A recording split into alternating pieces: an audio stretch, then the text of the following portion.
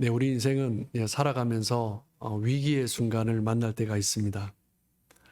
그 위기의 순간을 만날 때 어떤 사람들은 견디지 못해서 안 해야 될 선택을, 극단적인 선택을 하기도 합니다. 그런 경우 사람들이 말을 하기를 주변에 단 한 사람이라도 그 사람에게 귀 기울여 주었더라면, 단 한 사람이라도 그 사람을 사랑했더라면 그런 선택을 하지 않았을 것이다 라고 말을 합니다. 우리가 살아갈 때 참 많은 위기들이 있는데 우리 정말 우리의 삶 가운데 일어나는 가장 큰 위기는 사랑의 결핍입니다. 우리가 힘들 때 다른 것이 힘든 것이 아니라 사랑이 결핍되기 때문에 힘든 것이죠. 사랑이 없어지면 모든 것이 힘들어지는 것입니다. 하지만 사랑의 힘은 어떤 것이든 해낼 수 있게 하는 그런 원동력이 됩니다. 우리 인생에서 가장 중요한 것이 무엇일까 볼 때 가장 중요한 것은 사랑입니다.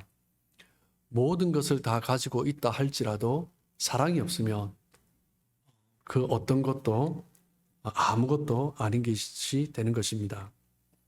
우리가 이 땅을 살아가면서 살게 하는 힘은 바로 사랑이죠. 우리가 무언가를 이루어낼 수 있는 힘도 사랑입니다.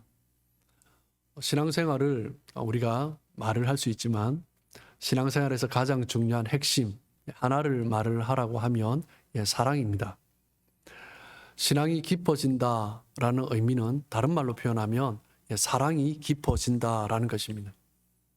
사랑을 빼면 신앙을 이야기할 수가 없습니다. 그렇기 때문에 예수님께서도 오늘 본문에 계명을 요약을 하시면서 바리새인과 유대인들, 율법사들, 그 당시 유대인들은 그 율법 조항 613가지 본인들이 지켜야 할 그 율법 조항에 대해서 이야기를 했습니다. 그 율법 조항 가운데 무엇이 가장 크냐, 작으냐, 어떤 것이 더 중요하냐, 아니냐, 그것을 따지면서 변론하는 것이 그들의 일상이었습니다. 주님은 그 계명을 요약을 하시죠. 사랑이다라고 요약을 하고 계십니다. 한 서기관이 찾아와서 예수님께 질문했습니다. 그 앞서 대화를 들어보니 너무 대답을 잘 하셨거든요. 그래서 질문을 합니다. 예수님에게도 무엇이 가장 중요한 계명입니까? 무엇이 가장 크고 첫째 되는 계명입니까? 라고 질문합니다. 이 질문에 예수님은 명쾌하게 대답하십니다. 마가복음 12장 29절에서 31절까지죠. 첫째는 이것이니 이스라엘아 들으라. 주 곧 우리 하나님은 유일한 주시라. 내 마음을 다하고 목숨을 다하고 뜻을 다하고 힘을 다하여 주 너의 하나님을 사랑하라 하신 것이요. 둘째는 이것이니 내 이웃을 내 자신과 같이 사랑하라 하신 것이라. 이보다 더 큰 계명이 없느니라.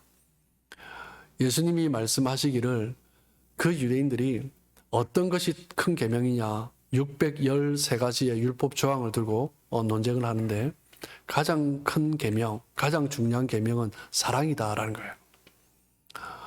이 사랑의 계명이 첫째다라는 의미는 무엇이냐면 1, 2 숫자처럼 나열할 수 있는 그런 것이 아니라 신앙의 모든 것이 여기에 달려 있다라는 것입니다.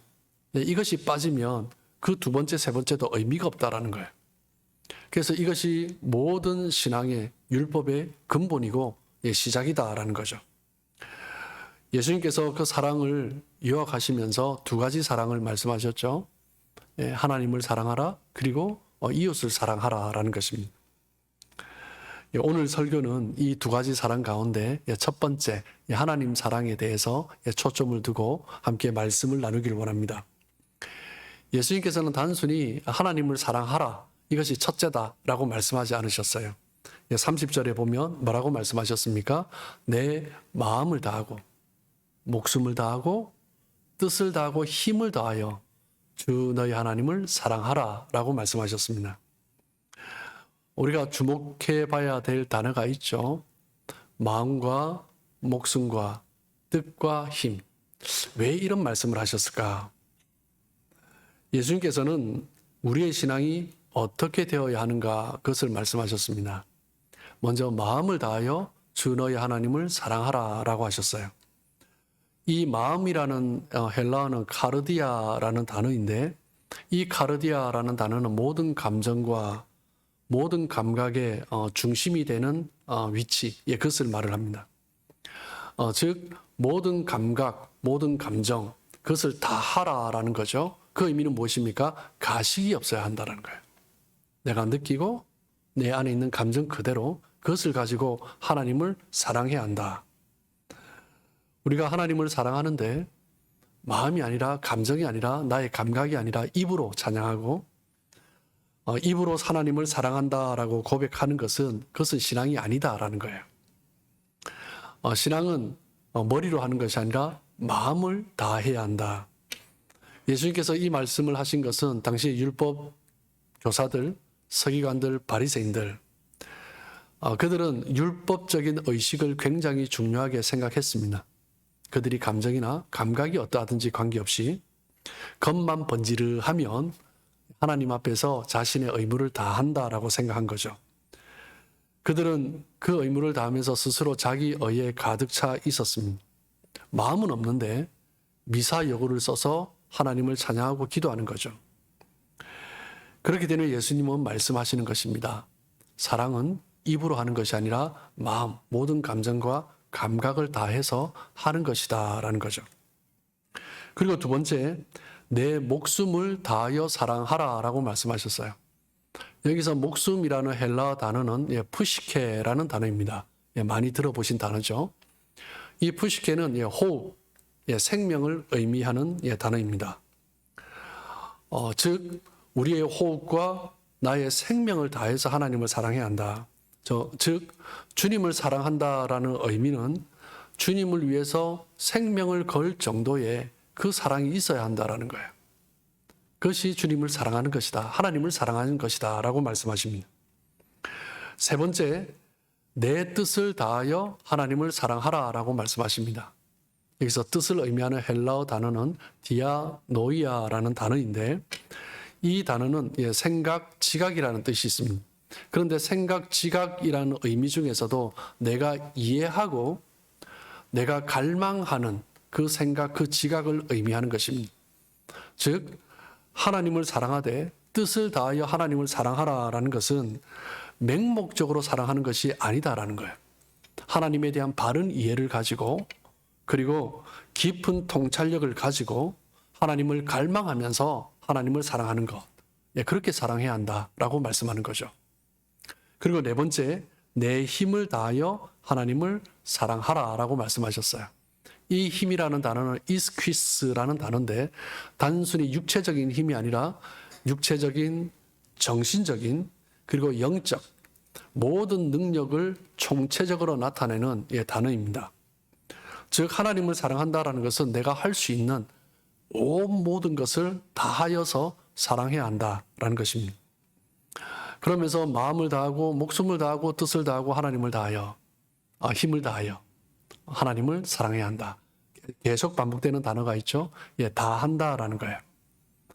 즉 부분적으로 해서는 안 된다라는 거예요. 그리고 한순간이 아니다라는 것입니다. 나의 전 인격을 다해서 모든 순간, 나의 모든 삶을 통틀어서 나의 마음과 목숨과 뜻과 힘을 다해서 하나님을 사랑해야 한다. 그것을 의미하는 것입니다. 예수님은 지금 우리의 신앙의 핵심을 가르쳐 주고 있습니다. 그런데 이 첫째 계명을 묵상하면서 질문이 생깁니다. 우리는 과연 나의 전 인격을 다해서 나의 모든 삶을 통틀어서 내 마음과 목숨과 뜻과 하나님을, 뜻과 힘을 다해서 하나님을 사랑할 수 있는가? 조심스럽게 드리는 말씀이지만 불가능하지 않을까라는 생각을 해보게 됩니다. 정말 예수님께서 말씀하신 대로 마음과 목숨과 뜻과 힘을 다해서 사랑할 사람이 있는가? 여러분, 우리에게는 그런 능력이 없습니다.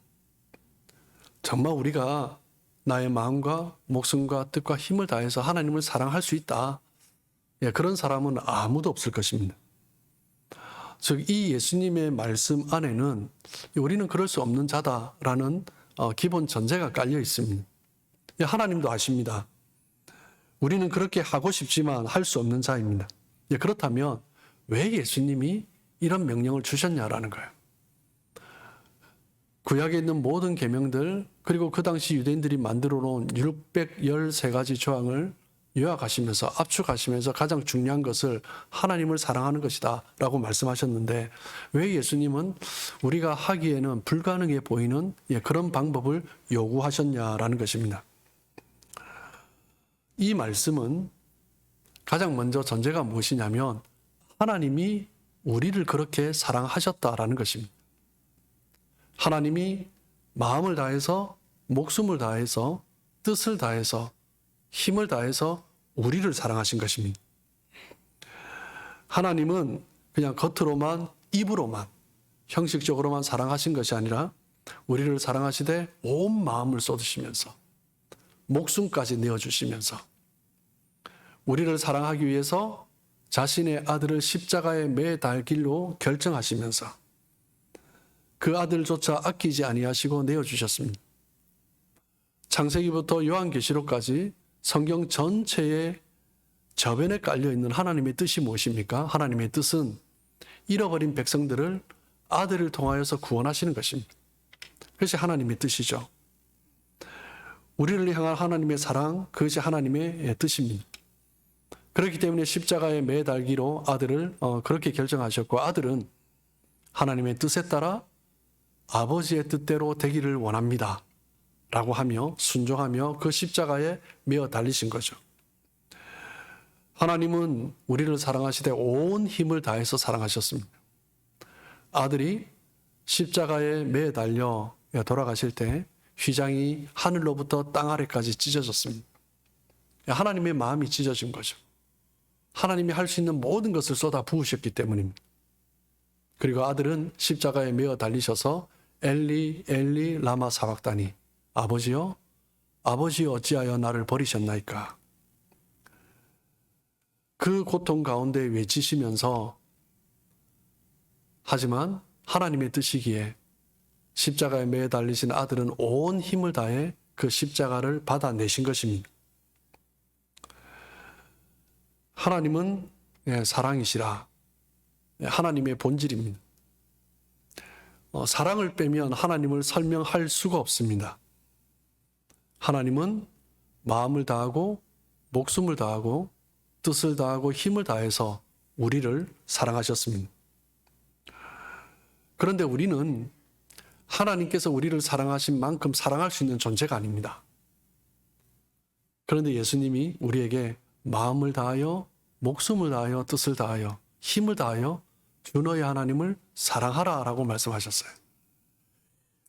그 사랑을 실천할 능력이 없는 우리인데 왜 그렇게 명령하셨을까? 그 의도는 무엇일까? 우리는 이 예수님이 말씀하신 첫째 계명을 묵상하면서 정말 이 계명의 의도가 무엇인가 우리는 깊이 묵상해야 하고 그것을 다시 생각해 보아야 합니다.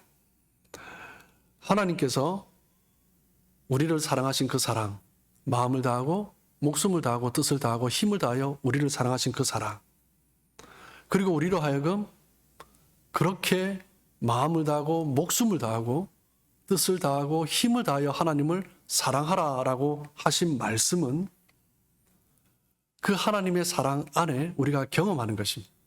그것을 경험하라라는 거죠. 하나님께서 그 사랑을 우리에게 먼저 보여주셨습니다. 우리는 그 사랑을 경험해야 합니다. 부모가 어린 아이를 품고 있으면 정말 사랑하기 때문에 품고 있는 거죠. 그러면 그 아이는 그 부모의 품에서 그냥 그 사랑을 느끼면 됩니다. 그러면 우리는 뭐라고 말을 합니까? 그 부모와 아이가 사랑이 교감이 된다라는 거예요. 부모는 이 아이를 위해서 온 힘을 다해서 사랑하죠. 그런데 이 아이는 온 힘을 다해서 부모를 사랑하는 것이 아니라 온 힘을 다해서 부모가 자신을 사랑해주는 그 사랑을 경험하면 되는 것입니다.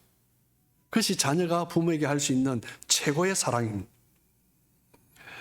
하나님께서 우리를 향해 사랑하신 그 사랑을 우리가 경험할 때 비로소 하나님은 우리가 하나님을 사랑한다라고 하시는 거죠. 우리에게 가장 중요한 것은 그 하나님의 사랑을 경험하는 것입니다. 너희가 하나님을 이렇게 사랑하라라는 것은 마음과 목숨과 뜻과 힘을 다하여 너희를 사랑한 그 하나님의 사랑을 너희가 경험해라라는 것입니다. 그 사랑 안에 거하라라는 거죠. 우리에게 중요한 것은 그 하나님의 사랑을 경험하고 그 사랑 안에 잠기는 것입니다.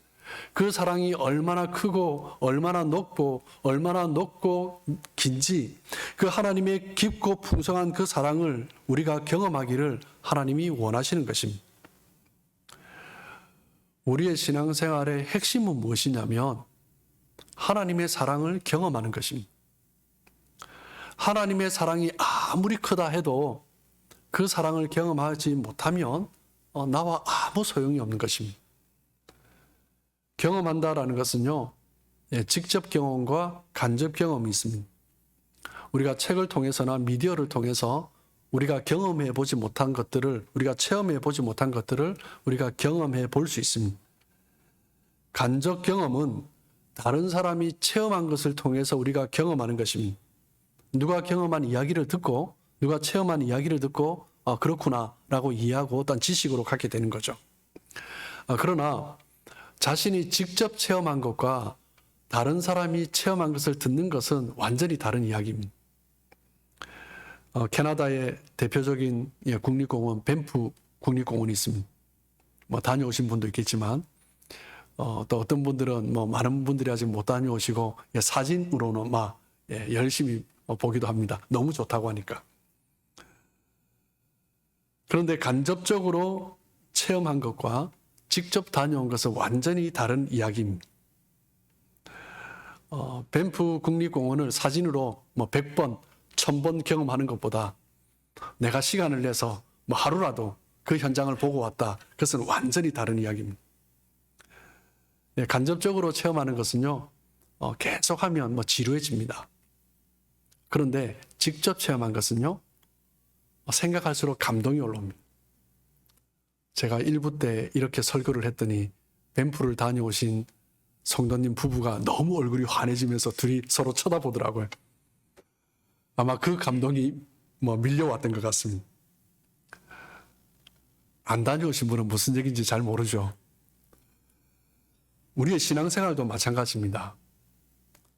하나님에 대해서 우리가 신앙생활을 하고 성경을 읽고 있는데 다른 사람이 경험한 이야기를 듣는 것, 하나님은 이런 분이다라고 이야기를 듣는 것은요, 내가 직접 체험한 것과 말씀 속에서 내가 만난 하나님, 삶 속에서 내가 만난 하나님을 체험하는 것은 완전히 다른 이야기입니다. 왜 신앙생활이 지루해집니까? 이야기를 듣기만 했기 때문입니다. 하나님은 이런 분이다 듣기만 한 거죠. 교리적으로 들은 거죠. 그러니까 들어보니까 또 똑같은 이야기를 하는 것 같아요. 당연한 이야기를 해요. 그러니까 지루해지는 것입니다. 그런데 내가 하나님을 직접 체험해 본 사람은요, 하나님은 사랑이십니다. 이 한 단어에도 가슴이 밀려오는 것입니다. 신앙은 하나님을 경험하는 것입니다. 누가 사랑할 수 있습니까? 사랑을 받아본 사람이 사랑할 수 있습니다. 사랑을 경험한 사람이 사랑할 수 있습니다. 사랑을 경험하지 못하면 사랑해야 될 때가 되면 흉내 만드는 거죠. 어릴 때 부모의 사랑을 많이 경험해 본 사람은 성장해서 자연스럽게 사랑의 행동을 하고 사랑의 말을 합니다. 이 사람은 사랑을 경험했기 때문에 사랑은 이렇게 해야 된다 말할 필요도 없어요. 그냥 그때 행동하고 흘러나오는 것입니다. 어린 시절 사랑 탱크가 충분히 채워진 사람은 나누어 줄 사랑이 있는 거죠. 그런데 어린 시절 이 사랑 탱크가 채워지지 않은 사람, 고갈된 채 어린 시절을 지나온 사람이 있습니다. 나눠줄 게 없는 거죠. 막 긁는 소리가 나는 것입니다. 메마른 말과 메마른 행동을 하는 거죠. 만약 어릴 때 그렇게 부모로부터, 가족으로부터 충분한 사랑을 받지 못한 분이 계실 수 있습니다. 그렇다 할지라도 우리가 염려치 않는 것은 하나님의 사랑이 그보다 훨씬 더 크기 때문입니다. 하나님의 사랑을 경험하면 우리가 채워지지 않은 그 사랑이 정말 넘치도록 정말 풍성하게 채워지는 것입니다. 부모의 사랑은 우리에게 채워지지만 하나님의 사랑은 채워지고 부어지는 정도가 아니라 우리의 사랑의 탱크가 하나님의 사랑의 바다에 던져지는 것입니다. 일순간 가득 채워지는 거죠. 신앙은 하나님의 그 사랑의 바다에 잠기는 것입니다. 그 하나님의 사랑을 경험하는 것입니다. 하나님을 인격적으로 만나고 하나님을 인격적으로 경험하는 것. 이것이 기독교의 핵심입니다. 오늘 아침 밥을 드시고 오셨죠? 밥을 먹고 나면 힘이 생깁니다. 하루를 살아갈 힘이 있는 거죠. 마찬가지로 말씀을 읽고 말씀을 들을 때 이 말씀이 육신이 되어서 내 안에 거하시는 거죠. 그럼 그 말씀이 실제가 되는 것입니다. 그런데 그 말씀이 실제가 되지 않고 지식으로만 지나가면요, 이 시간 지나면 또 배고픈 거예요. 그냥 배고픈 채 목마른 채 살아가는 것입니다. 하나님과 우리의 만남은 이론이 아닙니다. 경험입니다. 실제입니다. 우리가 하나님을 만나고 하나님을 경험하기를 원하시는 거죠. 그래서 예수님이 마음과 목숨과 뜻과 힘을 다해 너희를 사랑하신 그 하나님의 사랑 안에 거하며 그 사랑을 경험하라라고 말씀하시는 것입니다. 요한복음 17장 3절 말씀을 보시면 영생은 곧 유일하신 참 하나님과 그가 보내신 자 예수 그리스도를 아는 것이다 라고 말씀합니다. 여러분, 아는 것은, 여기서 말씀하시는 아는 것은요, 그노시스는 지식적으로 아는 것을 말하지 않습니다. 체험하는 거죠. 구약에서 헬라어는 야다라고 하죠. 마치 아담과 하와가 동침함에라는 그 단어를 야다라고 썼어요. 아는 거예요. 깊이 아는 것입니다. 지적으로 아는 것을 의미하지 않고 깊은 사귐을 통해서 서로를 경험하는 것입니다. 우리가 하나님을 안다라고 말을 할 때 하나님을 지식적으로 아는 것이 아니라 하나님을 경험하는 것입니다. 하나님과의 깊은 사귐을 통해서 하나님이 어떤 분인지 내 삶 가운데 체험하는 거죠. 우리가 어떤 사람이 신앙이 좋다, 저 사람 아직 신앙이 안 좋다 말을 할 때 그 사람의 신앙의 레벨은 무엇으로 우리가 측량할 수 있어요? 사랑입니다. 사랑의 경험에 따라 그 사람의 신앙을 말할 수 있어요. 신앙이 깊어진다라는 것은 사랑이 깊어지는 것입니다. 사랑을 빼고 신앙을 말할 수 없습니다. 하나님의 그 사랑을 경험해 본 사람은 그렇게 신앙이 가볍지 않습니다. 기도가 응답되는가 응답되지 않는가에 따라서 그렇게 들쑥날쑥하지 않습니다. 하나님과의 깊은 관계 안에 있다면 주변의 일들로 말미암아 그렇게 흔들리지 않습니다. 신앙생활에 굴곡이 생기지 않습니다. 뭐 때문에요? 우리를 향한 하나님의 사랑은 언제나 변함이 없기 때문입니다. 성도님들 중에 간혹 어려운 시간을 지내시는 분이 계십니다. 그때 흔들리지 않는 분이 있어요. 오히려 고난의 시간을 지나면서 정말 폭포수 같은 은혜를 경험했다라고 고백하시는 분들이 있습니다. 그 고난을 통하여서 하나님의 그 사랑이 마치 나의 심장 안으로 밀려 들어오는 것 같은 것을 경험했다라고 고백하시는 분들이 있습니다. 그때 어떻게 우리의 신앙이 나타납니까? 지금은 어렵지만, 지금은 고난 가운데 있지만, 내가 원하는 것이 되지 않고 있지만 하나님의 그 사랑으로 충분합니다 라고 고백하는 거죠.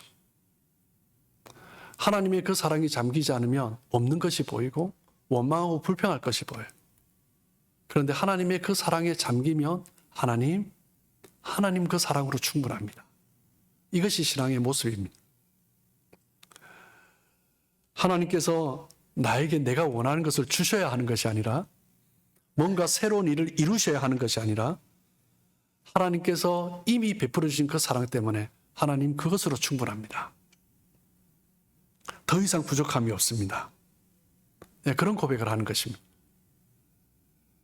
여러분, 하나님의 그 사랑을 경험하는 것보다 우리에게 더 중요한 것이 있겠습니까? 아니요, 없습니다.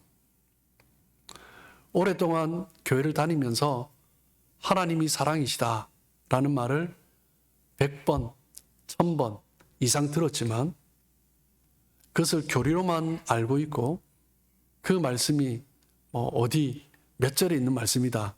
그것 외우는 것으로만 알고 있다면, 그럼에도 불구하고 하나님의 사랑을 경험해 보지 못하고 있다면 얼마나 안타까운 일입니까? 하나님의 사랑을 경험해 보지 못했다라는 것은요, 신앙인으로서 아무 할 말이 없는 것입니다. 하나님의 사랑을 경험하지 않고 제대로 신앙생활을 할 수가 없습니다. 하나님의 사랑을 경험하지 않고 신앙을 시작할 수가 없습니다. 교회를 다닐 수는 있죠. 그런데 하나님의 사랑이 없이 어떻게 우리가 신앙인으로 살아갈 수 있겠습니까? 우리가 머리로 아는 것은 언제나 불완전합니다. 경험해 봐야 되죠. 하나님의 사랑도 마찬가지입니다. 머리로만 아는 것은 너무 불완전한 것입니다. 우리가 경험해야 하는 것입니다. 예수님 시대에 예수님께서 바리새인들, 서기관들, 율법 교사들, 종교 지도자들, 그들을 향하여서 자주 책망하셨습니다. 이 외식하는 자들아, 이 독사의 자식들아, 이 회칠한 무덤이여. 그들은 그 누구보다도 하나님에 대해서 잘 아는 사람이었습니다. 누구보다도 율법을 잘 알고 지키고 종교적 의무를 다하고 11조로 잘하고 금식도 잘하는 사람들이었습니다. 그런데 왜 예수님이 책망하셨습니까? 왜냐하면 그들에게는 사랑이 없었기 때문입니다. 하나님에 대해서 잘 알고 있지만 하나님의 사랑에서 멀어져 있거든요. 하나님의 사랑에 멀어져 있으니 그 모든 종교적인 활동이 의무적으로 되는 것입니다. 종교는 우리에게 두려움을 줍니다. 그래서 많은 종교가 사람들에게 두려움을 주면서 뭔가를 하게 만듭니다. 뭔가를 해야지 복을 얻을 것 같습니다. 않으면 어려움에 처할 것 같습니다. 그래서 두려움 때문에라도 교회를 다니면서도 봉사하고 11조 내고 예배 드리고 주일 성수 할 수 있습니다. 사랑이 없이도 의무적으로 종교적인 활동을 할 수 있습니다. 그러나 사랑을 경험하면 달라지는 거죠. 의무적으로 하는 것이 아니라 자동적으로 하는 것입니다. 하나님의 사랑 때문에 감사함으로 하는 것입니다. 내가 봉사할 수 있다는 것이 감사한 것입니다. 봉사할 수 있다는 것이 기쁜 거죠. 하나님 앞에 나와 예배 드릴 수 있다는 그 자체가 감격이 되는 것입니다. 하나님의 그 사랑을 경험하면 자동적으로 그 기쁨으로 나아오는 것입니다. 하나님의 사랑이 빠진, 하나님의 사랑이 없이 하는 신앙생활은 위선적이 될 수 있습니다. 그래서 예수님이 그렇게 말씀하신 거죠. 그래서 그 종교 지도자들이 신앙생활을 하면서 종교생활을 하면서 의무적으로 하고 그들의 삶을 포장한 것입니다. 하지만 하나님의 사랑을 경험하면 더 이상 율법에 얽매이지 아니하고 기쁨으로 예배하고 찬양하고 헌금하고 봉사하고 그렇게 살아갈 수 있는 것입니다. 하나님은 우리로 하여금 더 깊은 하나님의 사랑의 자리로 초대하십니다. 마음과 목숨과 뜻과 힘을 다해 너희를 사랑한 그 하나님의 사랑 안에 너희가 잠겨라라는 거예요. 신앙생활은 하나님을 알아가는 여정입니다. 하나님을 알아가는 만큼 우리의 신앙도 깊어지는 거죠. 하지만 사람들의 관계를 보면 어느 정도 사랑이 깊어지다가 어느 순간 멈춰버립니다. 부부 관계도 마찬가지입니다. 어느 순간 뜨겁게 사랑하다가 어느 순간 좀 냉랭해지기 시작합니다. 시간이 지날수록 야다, 동심함에 더 잘 알아가는 거죠. 그런데 잘 알아가는데 또 뭐도 잘 알아갑니까? 상대방의 약점도 잘 알게 되고 단점, 한계, 뭐가 버튼인지 그것도 잘 알게 됩니다. 오랜 시간을 함께 지내다 보면 더 이상 새로울 것이 없습니다. 그러다 보니까 상대방에 대한 기대감이 점점 사라지고 서로가 서로에게 감동을 주고받기가 점점 더 어려워집니다. 때로는 실망하기도 하고 갈등하기도 합니다. 우리 인간관계가 다 그렇습니다. 그런데 상대가 나빠서가 아니라 우리가 인간이기 때문에 인간의 한계 때문에 우리는 여전히 연약한 가운데 있는 거죠. 그렇기 때문에 사람은요, 어느 정도 거리를 두는 것이 좋습니다. 인간의 한계 때문입니다. 그러나 하나님은 그렇지 않습니다. 하나님은 알아가면 알아갈수록 하나님이 얼마나 좋으신 분인가? 하나님을 깨달으면 깨달을수록 하나님이 얼마나 좋으신 분인가? 하나님을 예배하고 찬양하면 할수록 하나님이 얼마나 우리를 뜨겁게 사랑하시는가? 그것을 경험하는 거죠. 그러면서 하나님을 더 알고 싶은 갈망이 일어나는 것입니다. 하나님의 사랑은 끝이 없습니다. 우리가 아무리 올라가고 올라가도 닿을 수 없는 산과 같이 하나님은 너무나 크신 분이십니다. 우리가 가까이 다가가면 다가갈수록 하나님을 더 깊이 알고 싶은데 가면 갈수록 더 가까이 또 가면 갈수록 또 가야 되는 곳이 있는 하나님은 정말 신비로운 분이십니다. 이 세상을 창조하신 하나님은 이 세상 모든 것뿐만 아니라 그보다 훨씬 더 크신 분이십니다.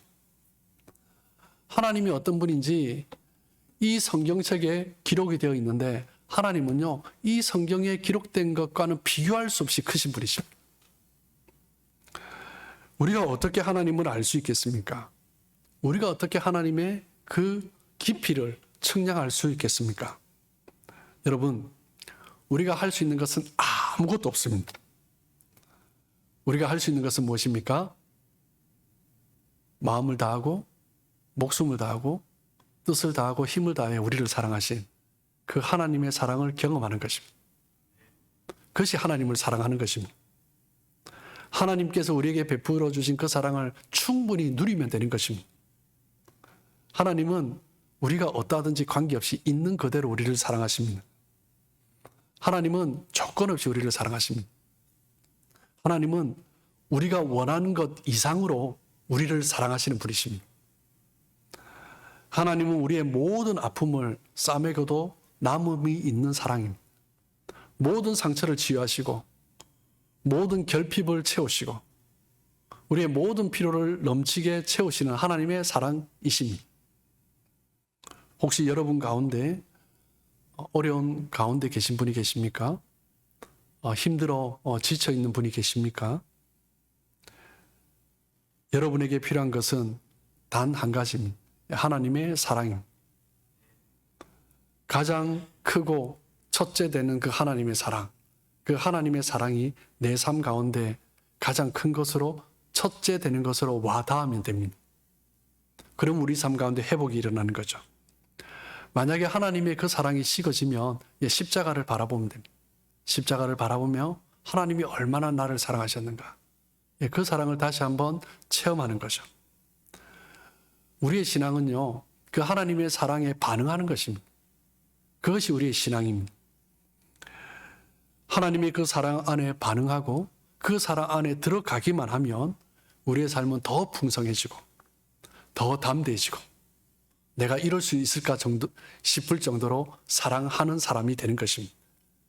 그 하나님의 그 사랑에, 그 깊은 은혜에 푹 잠기고 그 사랑을 누리며 살아가는 우리 모든 성도님들 되시길 주님의 이름으로 축복합니다.